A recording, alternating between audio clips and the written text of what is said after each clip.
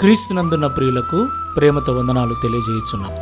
ఈరోజు దేవుడు మనకు చేస్తున్న వాగ్దానం ఏమిటనగా కీర్తనల గ్రంథము 84వ కీర్తన 11వ చరణం. దేవుడైన యెహోవా సూర్యుడును కేడెమునై ఉన్నాడు. యెహోవా కృపయు ఘనతయు అనుగ్రహించును. యథార్థముగా ప్రవర్తించు వారికి ఆయన ఏ మేలునూ చేయక మానడు. ఆమెన్. నా ప్రియమైన సహోదరి సహోదరులారా, మనం ఆరాధించే దేవుడు సర్వాధికారి, సర్వశక్తి సంపన్నుడైన వాడు. దేవునికి మహిమ కలుగునుగాక. మన బలహీన పరిస్థితులలో బలపరచువాడు, ఆదరణ కరువైన వేళలో ఆదరించువాడు, తల్లి వలె, తండ్రి వలె, భార్య వలె, భర్త వలె, సహోదరి సహోదరుల వలె, స్నేహితుల వలె మిన్నయైన ప్రేమతో మనల్ని ప్రేమించువాడు, మన ఎడల కృప చూపి మనకు ఘనతను అనుగ్రహించు దేవుడై ఉన్నాడు. దేవునికి మహిమ కలుగునుగాక. అలాంటి కృపను దేవుని ద్వారా మనం పొందుకోవాలి అంటే, దేవుని ద్వారా మనము ఘనతను పొందుకోవాలి అంటే యథార్థమైన జీవితాన్ని మనం జీవించాలి.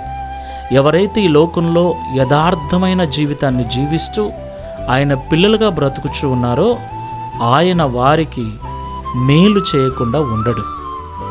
ఆలస్యమైనను సరే ఖచ్చితంగా యథార్థవంతులకు దేవుడు తప్పక మేలు చేస్తాడు. ప్రార్థన చేసుకుందాం. ప్రేమ స్వరూపుడమైన తండ్రి, పరిశుద్ధుడైన ప్రభువా, మీకు స్తోత్రములు చెల్లిస్తూ ఉన్నాం. ఈ ఉదయకాల సమయంలో మాతో మాట్లాడిన ప్రతి మాటను బట్టి స్తోత్రములు నాయన. మా దేవుడవైన నీవు నీతి సూర్యుడవై ఉన్నావు.